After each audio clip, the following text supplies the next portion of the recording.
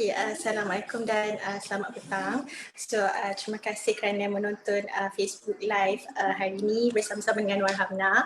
Jadi saya berada di pejabat hari ini kerana dan mematuhi PKPB hari ini. Jadi saya Puan Izlina. Jadi kita kena akur dengan Perintah Kawalan Pergerakan Bersyarat hari ini, di mana ada pejabat-pejabat yang boleh dibuka, tapi kita masih perlu menjaga dia punya social distancing, di mana jarak tu mesti 1 meter, lepas tu pakai mask, and then kita juga perlu selalu basuh cuci tangan ataupun memakai hand sanitizer lah. Jadi saya rasa tak terlalu lambat untuk saya mengucapkan salam Ramadan yang ke-11. Sedar tak sedar sekejap je kita dah sampai Ramadan yang ke-11, dan walaupun dengan Perintah Kawalan Pergerakan Bersyarat ini, diharapkan kita masih menjaga supaya tidak menyebarkan wabak COVID-19 insyaAllah. Dan saya juga mesti nak mengucapkan terima kasih kepada the frontliners, barisan hadapan, dan mereka telah bersungguh-sungguh bertugas untuk menangani wabak COVID-19 ini, medical team, polis, askar semua. Jadi kita kena mematuhi syarat-syarat, dan semalam pun seperti yang Datuk Isham selalu katakan, tak ada vaksin lagi untuk COVID-19 ni, dan ubat untuk menangani wabak COVID-19 ni ialah social distancing. Jadi kita kena menjaga jarak 1 meter. Okey, jadi kita pada hari ini nak memperkatakan mengenai apakah nasib isteri selepas kehilangan suami. Jadi macam minggu lepas kita ada kongsikan sikit bersama dengan Puan Zarina.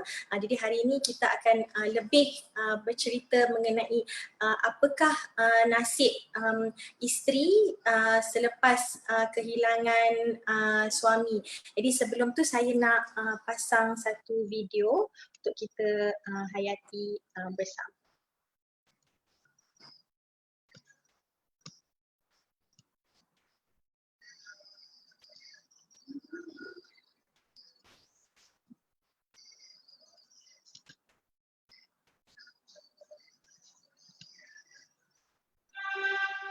Sama seperti pasangan yang lain, Azrina dan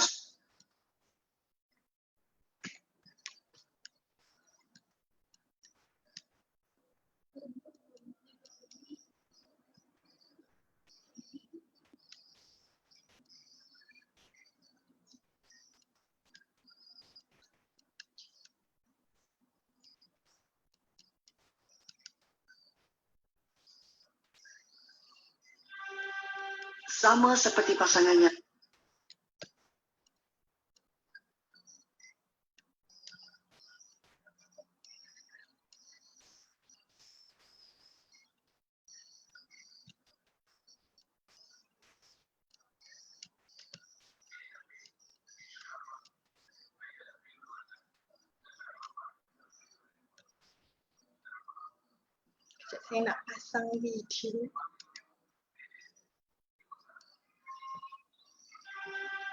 Sama seperti pasangan yang lain, Azrina dan suami sememangnya mengimpikan untuk memiliki kediaman sendiri. Setelah bertahun membuat simpanan, akhirnya mereka berjaya membeli sebuah rumah bersama, dan hartanah ini didaftarkan atas nama Azrina dan suami.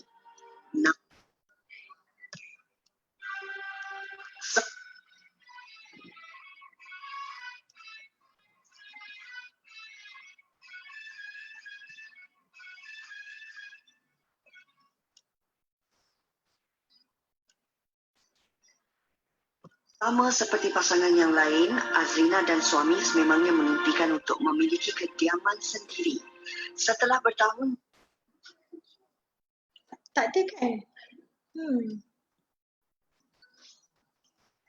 Okay, saya macam ada saya tak dapat nak share. Saya tak nampak video. Saya dah buka tapi dia tak ada nak share. Kejap.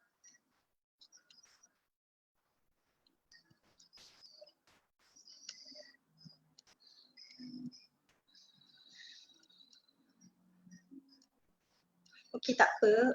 Nanti sekejap lagi saya cuba tengok lagi sekali untuk sharekan video ni. Tapi video ni ialah mengenai seorang isteri yang setelah kehilangan suami, jadi disebabkan macam ibu dan ayah suami masih ada, jadi tak dapat macam rumah tersebut, hak milik rumah tu perlu dibahagikan secara faraid. Jadi apabila dibahagikan secara faraid, jadi hak isteri tadi hanya 1/8. Jadi hak milik rumah tu terpaksa dibahagi-bahagikan lah, di mana sekiranya kalau contoh nilai rumah tersebut ialah dalam 700,000, jadi kalau nilai untuk ayah dan ibu suami maknanya 12/72 dan 12/72, jadi kalau nilai rumah tu ialah 700,000, dia terpaksa dibagikan dan perlu diberikan kepada ayah ataupun ibu arwah suami tersebut, dan dia berjumlah sehingga RM233,000. So satu amount yang banyak lah. Dan saya ada macam satu kes di mana seorang pelanggan saya, seorang lecturer pun terpaksa menjual rumah beliau kerana ada hak macam ibu bapa suami di situ dan memohon untuk hak faraid. Dan kami di Warhamna juga menerima banyak soalan mengenai macam mana pembahagian faraid yang jelas, sebab kebanyakan daripada kita memang tak tahu macam mana pembahagian faraid.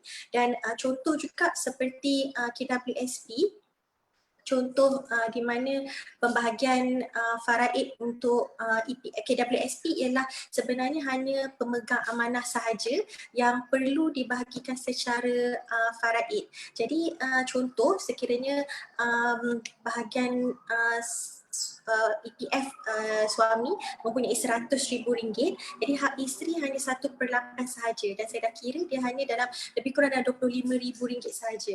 Dan EPF ni adalah pemegang amanah yang perlu dibahagikan secara faraid. Jadi tidak semua, walaupun dah terletak nama isteri sebagai penama, tetapi ia hanyalah pemegang amanah sahaja yang mesti dibahagikan secara faraid. Jadi apakah macam hak isteri tersebut, macam mana apa yang isteri perlu lakukan. Jadi sebenarnya perancangan tu sangat penting. Kenapa untuk kita membuat, sebab sekiranya kehilangan suami, semua akan dibahagikan secara faraid. Dan saya kongsikan dekat sini macam mana pembahagian faraid ni sekejap.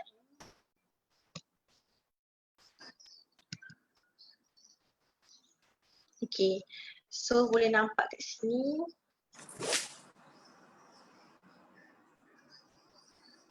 Okay, so kita contoh dekat sini. Okay, di mana sekiranya meninggal. Okay, jadi ini adalah rumah. Jadi bila semasa hidup, saya semasa hidup, jadi rumah ni semua harta milik suami.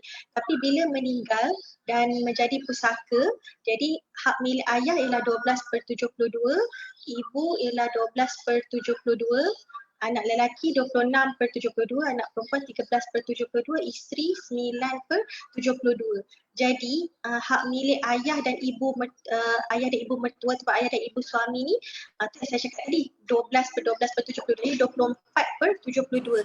Jadi kalau kita kira harga rumah tersebut dalam RM100,000, jadi bukan, rumah tu adalah RM700,000 nilai harga rumah, jadi kita perlu membayar kepada ayah dan ibu mertua ni sebanyak RM233,000. Satu amount yang sangat besar lah, satu amount yang sangat besar. Macam mana kita nak sediakan. Jadi sebab itulah sangat penting untuk isteri-isteri dan suami dan isteri untuk buat perancangan sekarang, perancangan harta pusaka, perancangan duit.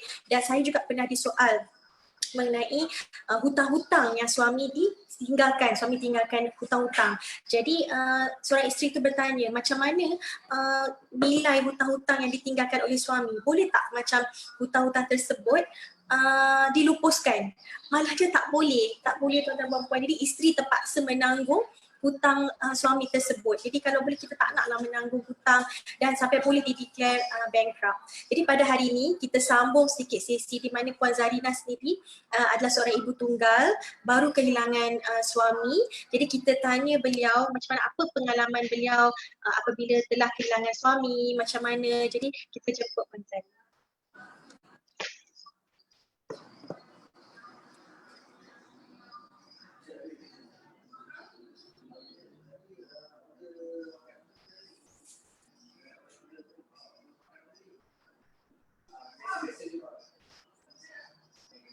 Okey, jadi Puan Zarina, Assalamualaikum.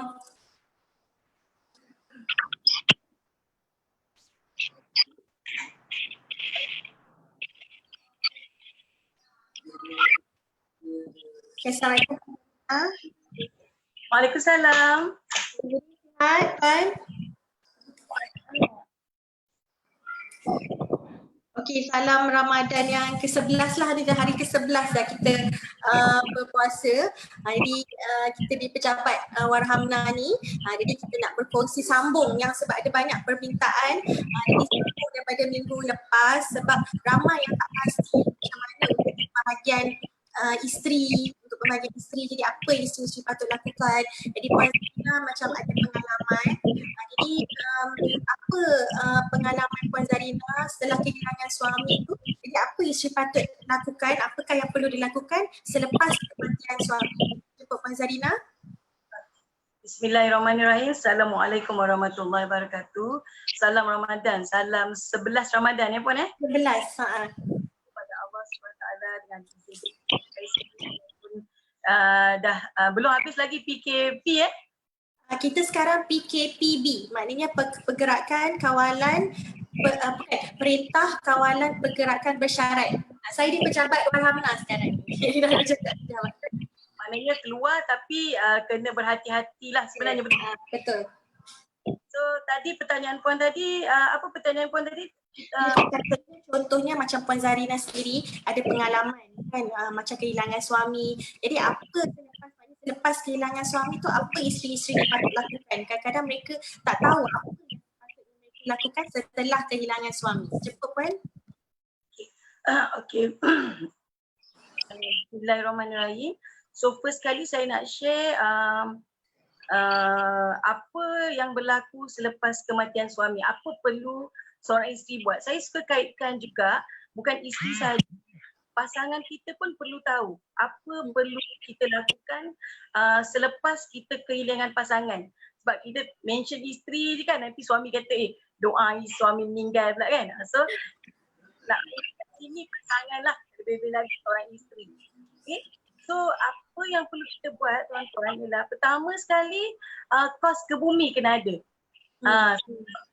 Bila meninggal aja space ke bumi, orang mula dah mencari. Kalau lebih-lebih lagi kita fokus kepada isteri hari ni kan. So kalau kematian suami, orang akan cari kita dulu. So yang jadi masalah adalah sekiranya kita meninggalkan pasangan kita, dia bukan orang yang bekerja. Maksud saya ialah kalau baru orang yang tak ada income, macam mana dia nak cari kos ke bumi RM1,160. Dan kita tak risau kalau orang tu orang bergaji, yang ada orang kata kerjaya, tak ada masalah. Seperti saya sendiri pun tak ada masalah sebab saya wanita yang ada kerjaya. Tapi kita nak fokuskan hari ni apa yang perlu disediakan oleh seorang kehilangan suami ataupun pasangan yang kehilangan. First kali, kos ke bumi pun ada. Saya nak share sikit tau. Setiap kali saya share dekat sekolah ataupun di jabatan kerajaan, saya selalu tanya, share tak nombor PIN dengan pasangan? Kadang-kadang tak ada, rahsia. Nombor PIN rahsia.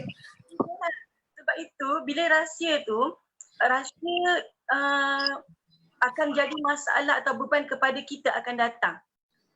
Sebab jangan bagi sekarang. Kalau bagi sekarang dengan bagi kad sekali, memang shopping. Tapi kita risau Puan kalau kecemasan. Kecemasan, benda tu sangat-sangat important di mana mungkin pasangan kita boleh gunakan sementara duit yang ada di dalam akaun. Maknanya boleh akses lah sementara. Sementara, dan saya nak nasihatkan juga, janganlah kalau kita ambil tu kita diam-diam je. Semasa kita menguruskan harta pusaka atau semasa pembahagian harta pusaka, hendaklah kita bagi tahu apa yang kita gunakan lagi sebab kita tak nak menimbulkan fitnah. Kadang kita baru ni selalu orang ingat yang tak baik je kan.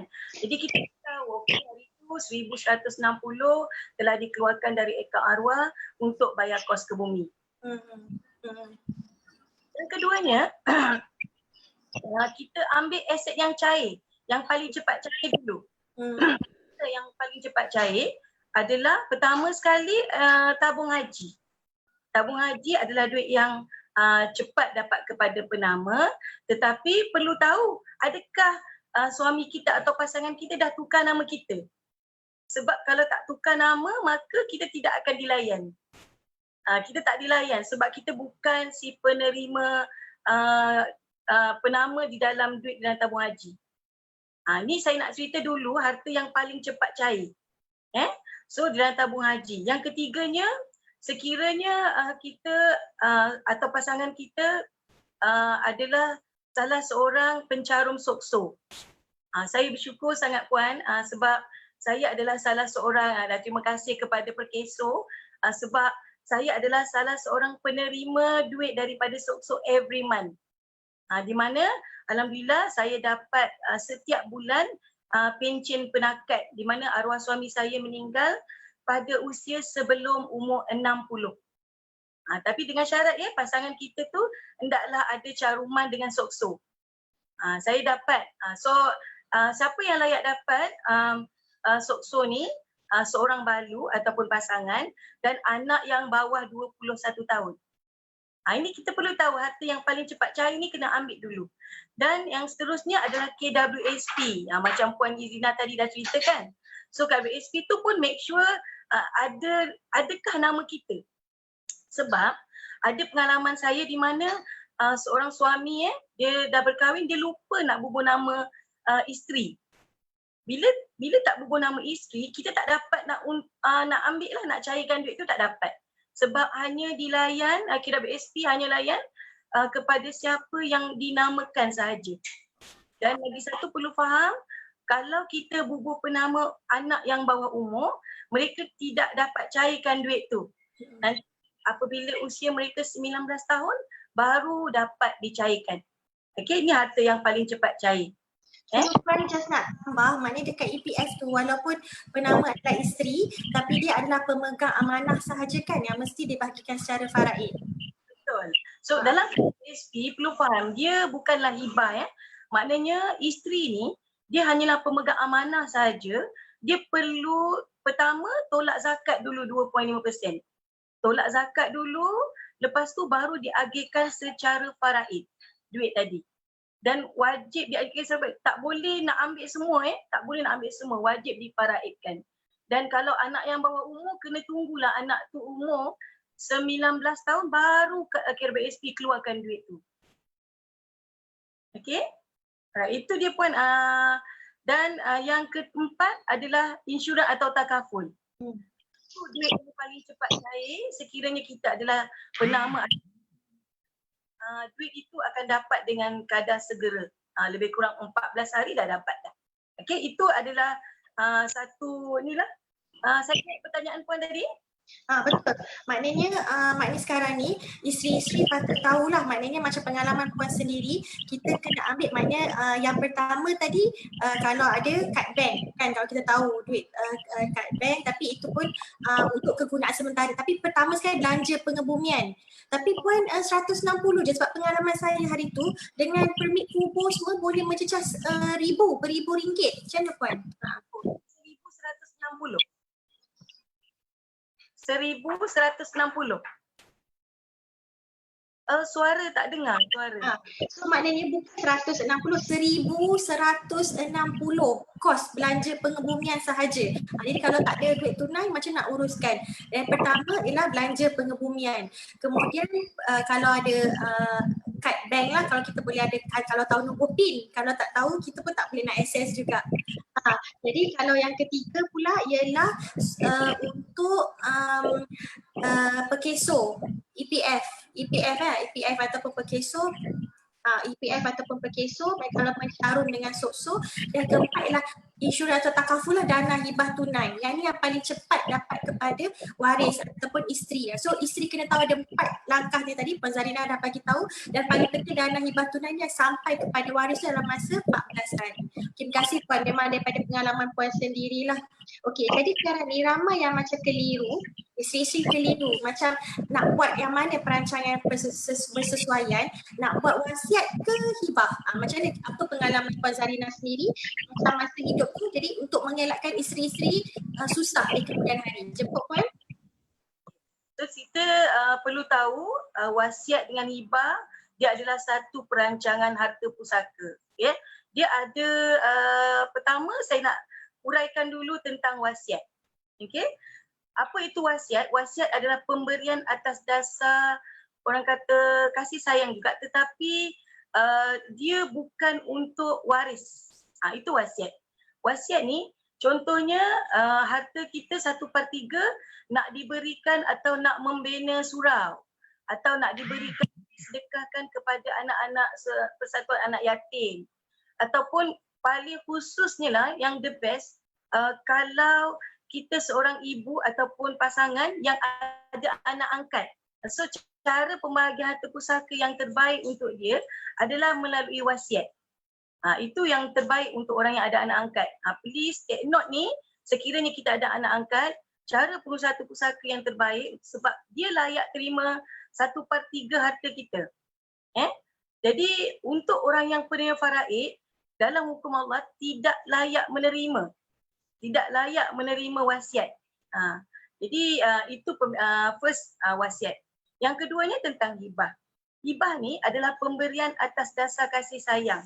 Mesti dilafazkan atau diakadkan sebelum berlakunya kematian. Bagusnya hibah ni, dia akan terkeluar dari faraid. Maknanya bila hibah ni atas dasar kasih sayang, terus dapat diberikan kepada waris kita ataupun orang yang kita nak hadiahkan harta tadi. Itu terus direct bagi. Apa yang harta yang boleh dihibahkan? Contohnya rumah, tanah, kereta, ya. Kita the best buat hibah sebab perlu faham kalau seorang isteri kita nak bagi tahu tentang isteri hari ni, bahagian kita sangat-sangat sedikit, 1/8. Kalau duit 100,000, 12,500.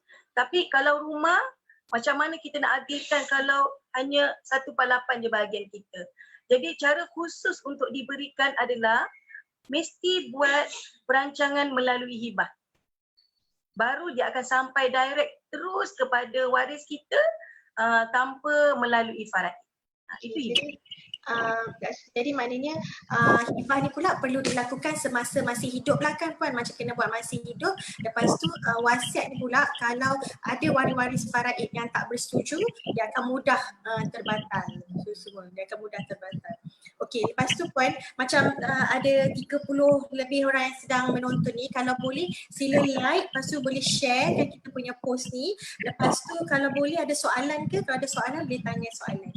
Okey, seterusnya Puan kan, macam ramai yang isteri-isteri atau pasangan yang tadi keliru ataupun macam mana nak buat. Kadang-kadang suami ni dia macam tak ambil kisah kan, macam dia pun kata oh belum lagi, mungkin tak rasa macam nak meninggal lagi ke, semacam pengalaman Puan sendiri macam secara mengejutkan meninggal, jadi suami meninggal, jadi apakah perancangan yang sesuai yang dilakukan oleh isteri ataupun pasangan sekarang, apa perancangan yang sesuai dan bila masa yang sesuai untuk lakukan perancangan tersebut?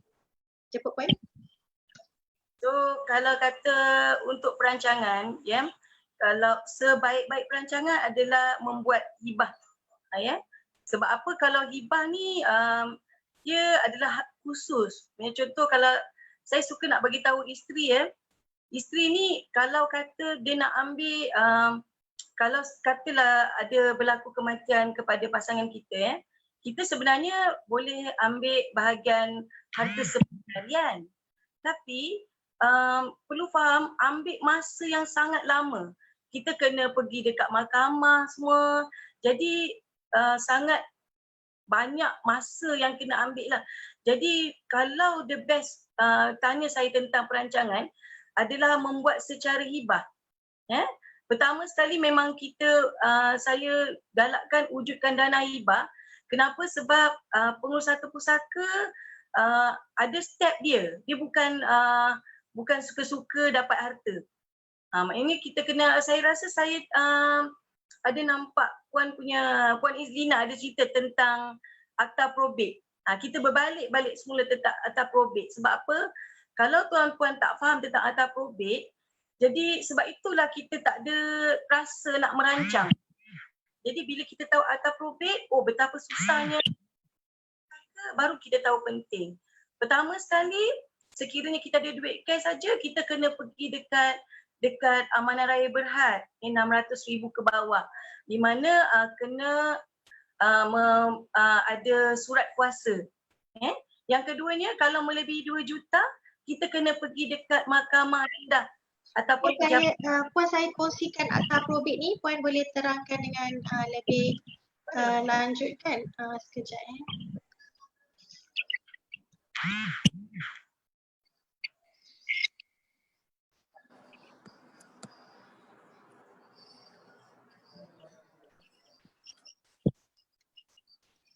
Sekejap.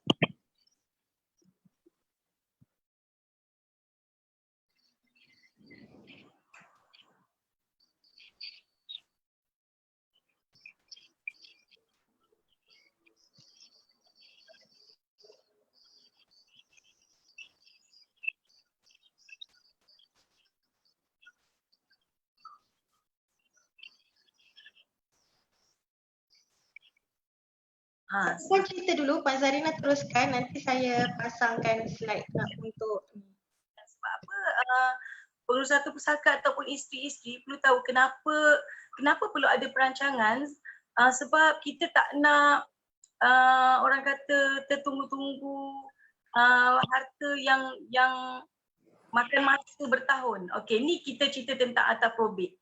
Harta probate ni tuan-puan, dia mesti dilalui. Dia adalah proses sebenar yang wajib kita lalui.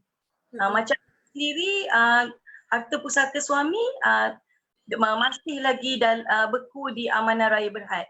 Jadi kat sini saya nak share sedikit pengurusan harta pusaka supaya tuan-puan boleh lebih faham. Pertama sekali, harta probate kalau duit cash saja ataupun kenderaan, motor atau kereta, kita kena pergi dekat Amanah Raya Berhad. Lebih kurang 600,000 ke bawah. Amanah Raya akan menguruskan harta pusaka. Dekat situ dia akan keluarkan surat kuasa. Dan sekiranya melebihi 2 juta, kita kena pergi dekat pejabat tanah ataupun pejabat pusaka kecil. Yang ini kalau kita ada duit cash ataupun rumah dan tanah lah, kita boleh berurusan dekat sana. Untuk mengeluarkan surat kuasa, kita bukan dapat harta tau puan. Kita menguruskan harta. Boleh dengar? Boleh dengar? Teruskan Puan. Kat sini kita akan mengurus harta pusaka bawah 2 juta dekat pejabat tanah. Untuk mengeluarkan surat kuasa tau, bukan dapat harta. Perlu faham. Dan saya nak sharing sikit daripada saya fikir, Puan adalah sebenarnya dia masa saya briefing dekat Masjid Taiping, di mana dia kata, Puan Nina, boleh ke saya nak uruskan harta pusaka milik ayah dan ibu? Dekat harta pusaka dia bernilai 1.8 juta. Kan duit telah diagihkan awal-awal, tapi ke tanah dan juga rumah dan tanah tidak diuruskan selama 20 tahun. Wah, lamanya. Lama sangat. Jadi dia tanya saya, Puan Nina, boleh ke saya nak buat benda ni? Saya cakap tak ada masalah. Sebab dia kata dia tunggu abangnya ada 2 orang, dia 3 beradik je. Dia ada 2 orang dan dia adik yang bongsu. Jadi bila dia uruskan, dia kata boleh ke saya uruskan sebab saya tunggu abang saya 20 tahun tak ada pun uruskan. Jadi saya guide dia, saya bagi tahu, okey puan pergi dekat pejabat pusaka kecil. Alhamdulillah selepas 14 bulan mengurus harta pusaka di pejabat pusaka kecil, kos pengurusan harta pusaka ialah 12,900. Cuma apa yang menyedihkan ialah sampai sekarang untuk claim duit, bila tanah ni dia tak ada kena-mengena dengan duit. Bahagian pengurus harta pusaka akan tulis nama ataupun kos title, keluarkan nama. Penukaran nama sahaja.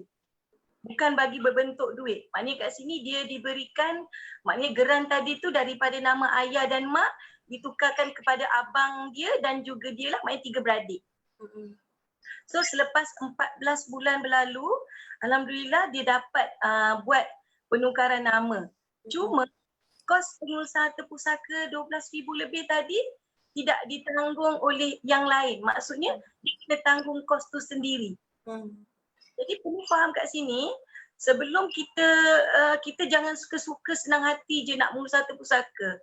Perlu faham pengurus harta pusaka perlukan duit. Jadi kalau boleh faham tentang sharing saya tadi tu? Faham. Boleh Puan. Maknanya sekarang ni untuk kita uruskan akta probit ni ada duit lah. Maknanya kalau adik-beradik nak uruskan pun ada duit yang nak kena keluarkan. Betul Puan? Betul. Jadi kat sini memang hari tu dia WhatsApp saya lah, dia kata Puan, alhamdulillah dah settle dah, saya tukar nama dah. Kita guide dia macam mana cara untuk tukar nama semua. Memang dia syukur sangat dah tukar nama. Tapi dia kata betul cakap Puan Nina, duit untuk kos title ataupun penukaran nama tadi tu tak dapat balik, tak dapat claim dengan adik-beradik. Jadi kat sini bila berlaku sebenarnya jangan kita sibuk-sibuk nak bagi duit cash dulu. Uruskan yang lain dulu ataupun ketepikan bahagian untuk kos title ataupun penukaran nama di dalam harta berbentuk tanah, rumah dan juga kereta dan motor. Boleh? Okey, itu bahagian pusaka kecil. Dan seterusnya, makin kita banyak harta, makin banyaklah pengurusan ataupun kos dan juga step yang kita kena lalui lah. Dan kalau melebihi 2 juta, kita kena pergi dekat mahkamah tinggi. Dan kena ada 2 penjamin yang sama harta dengan arwah. Yang makan masa, ada klien saya yang sampai 20 tahun, 30 tahun pun tak diuruskan. Kenapa ya? Sebab dia perlukan IC tau. Kalau kita adik-beradik muafakat, tak ada masalah, tak bergaduh, senang nak dapat IC Puan. Tapi kalau kata kita ni ada bergaduh dengan Ifah Duai lah apa semua tu, Puan rasa senang ke nak dapat IC? Susahlah, dia tak bekerjasama. Jadi kat situlah menimbulkan kesusahan kepada balu-balu sebenarnya bagi menguruskan harta pusaka. Jadi sebenarnya kena fahamlah ada proses undang-undang dan kita tak boleh tukar undang-undang tu kan. Maknanya akta probit tu dah bebas termaktub. Jadi kita memang kena follow akta probit tu dan masa tu harta semua berku dulu. Jadi kita kena lalu, lepas tu macam Puan Zarina cakap tadi ada kos yang perlu disediakan. Macam yang klien Puan tadi berapa yang dia sediakan? Dia dah keluarkan duit sendiri tu berapa? Untuk ibu beliau dalam harta dia 1.2 juta dalam 10,000 lebih. 10,000 lebih. Maknanya kalau tak ada duit tu tak dapatlah nak diselesaikan. Tak dapat. Sekarang ni keluarkan duit tabung haji untuk menguruskan. Dia ada 2 tau. Total ibu punya 1.2 juta. So dalam 10,000. Untuk bapa 1.8 juta dalam lebih kurang 13,000. Okay. Kalau yang macam untuk tak ada maknanya perlukan duit tunai yang cepat kan. So apa yang para isteri atau pasangan perlu lakukan? Maknanya untuk dapatkan duit tunai yang cepat tu kan, jadi apa kita cadangkan untuk mereka tu ambil sekarang? Okay. Pertama sekalinya kita kena wujudkan dana hibah. Ya, isteri-isteri ataupun pasangan perlu wujudkan dana hibah ataupun dana kecemasan untuk pertama bagi pengurusan untuk pengurusan harta pusaka. Yang keduanya kelangsungan hidup. Dana hibah dia senang tau, dia bukannya ratus ribu ataupun macam klien saya tadi nak kena keluar gedebuk 14,000. Dia kurang RM100 sebulan je kita menyimpan untuk pasangan kita simpan duit tau. Kita nak suruh membazir pun. Kita merancang ni, pertama sekali kita nak simpan duit, yang keduanya adalah untuk menguruskan harta pusaka selepas kematian. Maknanya kalau berlaku je kematian, ada aset ataupun duit tunai yang membantu kita untuk mendapatkan harta yang lain dan meneruskan hidup. Jadi step pertama, dana hibah. tunai. Dana hibah tunai lah, dana hibah tunai. Maknanya bila meninggal je terus dapat macam satu amount cash RM50,000 ataupun RM100,000. So kita sediakan satu dana hibah tunai tu mungkin dalam RM100. Dan sekarang ni dalam masa PKP ni kita tawarkan sampai serendah RM50 kan Puan? Boleh sampai RM50 je untuk dana hibah tunai ni. Maknanya paling cepat. Macam Puan? Kalau RM50 pun dah layak dah. Kalau susah sangat kan. RM50 tu tak banyak mana bagi saya, tapi sekurang-kurangnya anything happen kepada suami kita, macam saya dah dapat duit untuk kelangsungan hidup dan untuk penukaran nama-nama dalam harta lain. Yang kedua, perancangan harta pusaka, kita kena buat hibah rumah. Hibah rumah sangat-sangat penting sebab susah nak diagihkan. Lebih-lebih lagi kalau ibu bapa suami nak hak di dalam harta suami kita tadi. Harta suami banyak tau ibu bapa dapat daripada kita seorang isteri.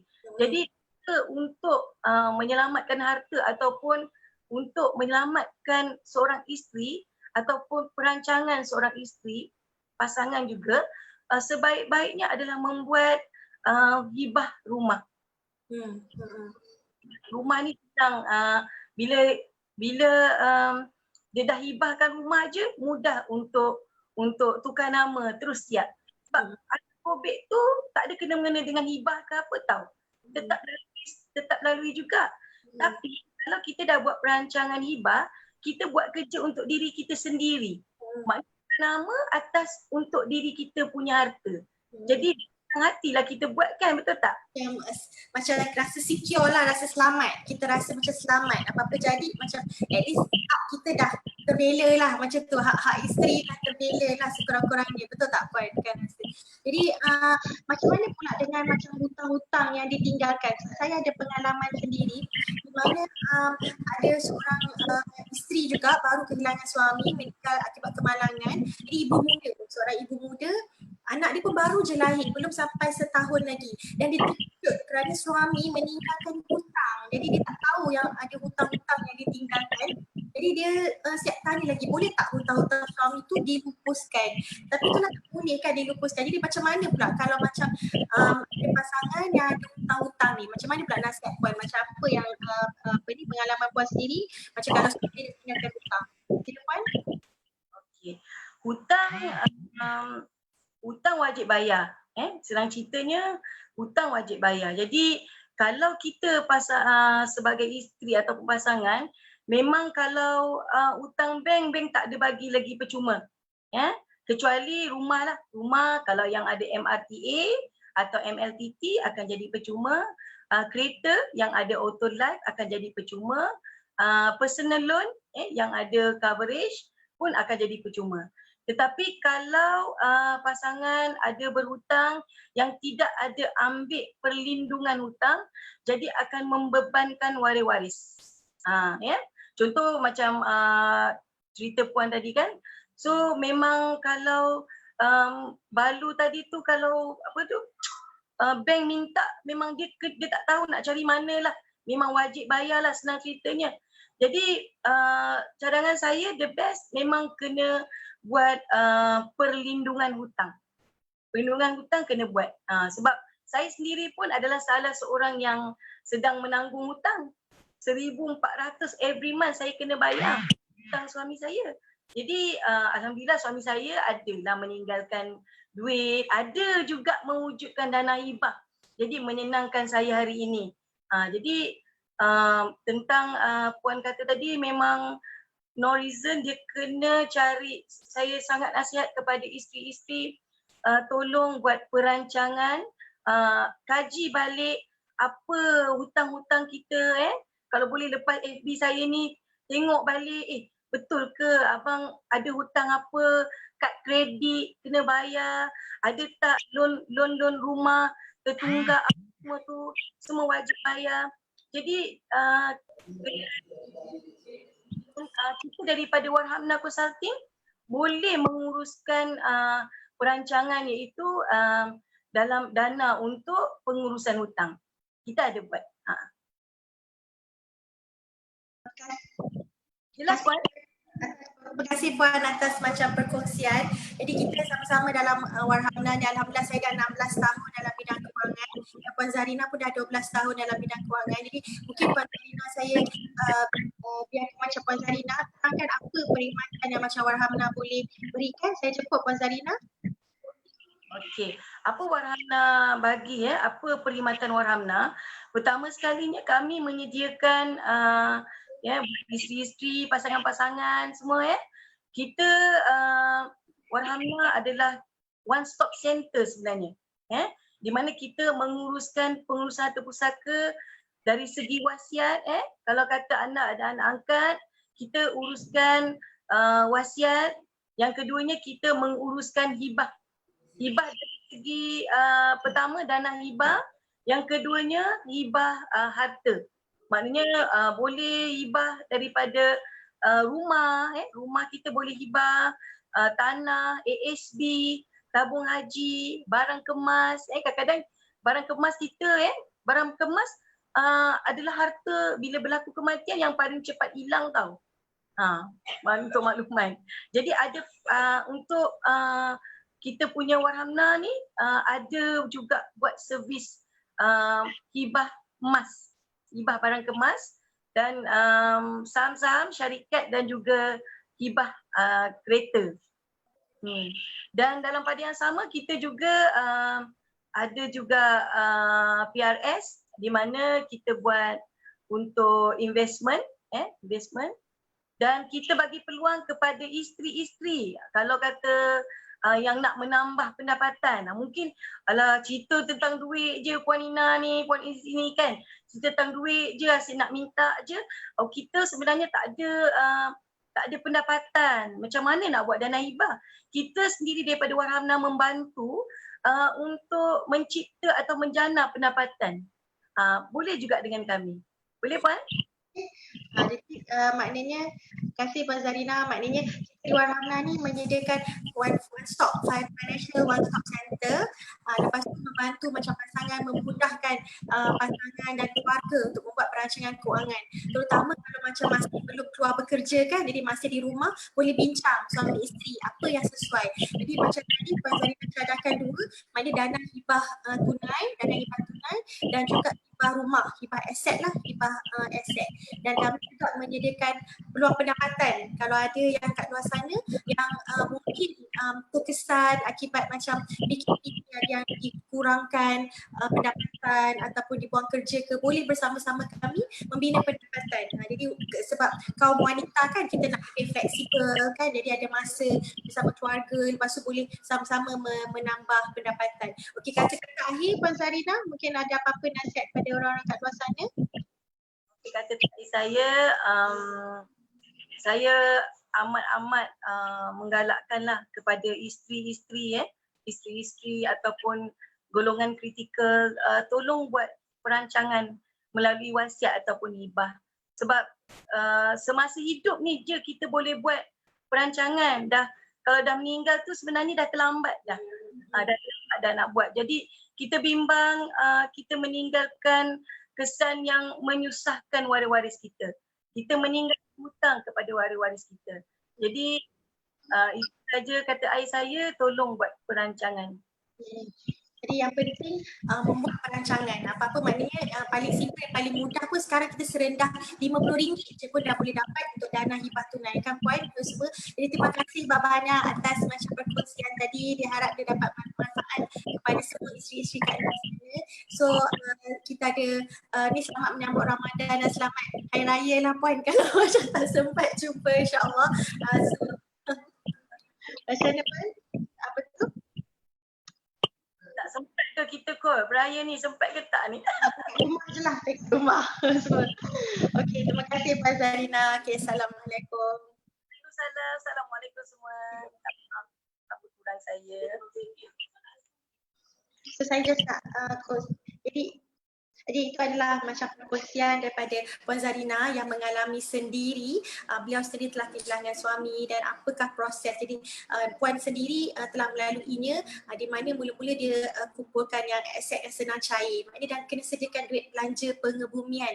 Memang saya punya pengalaman sendiri pun memang mencecah ribuan ringgit belanja pengebumian. Lepas tu kita akan tengok kalau kad ATM suami tu boleh digunakan. Lepas tu perkeso untuk tuntutan perkeso tadi, lepas tu dengan dana hibah tunai lah yang mudah cair. Jadi kalau saya tengok kalau ada apa-apa macam soalan, kalau tak ada soalan boleh tinggalkan macam soalan di Facebook page dan boleh dapatkan maklumat semua ataupun boleh kontak perunding-perunding Warhamna dan saya berikan apakah macam kontak number kami. Kami boleh dihubungi di sekejap.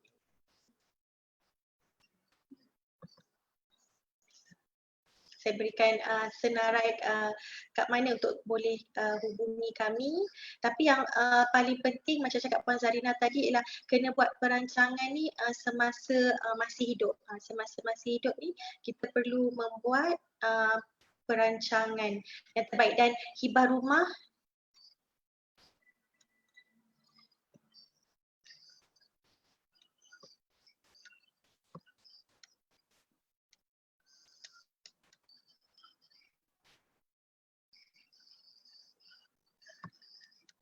Okay, jadi promosi prahibah hartanah ni masih ada lagi di mana untuk dapat diskaun 20% dah telah dilanjutkan sehingga 30 Mei. Jadi sekarang ni masih ada masa lagi untuk kita dapatkan diskaun 20% di mana macam tadi saya dah kongsikan sekiranya pembahagian farat ini akan dibahagikan macam ni lah.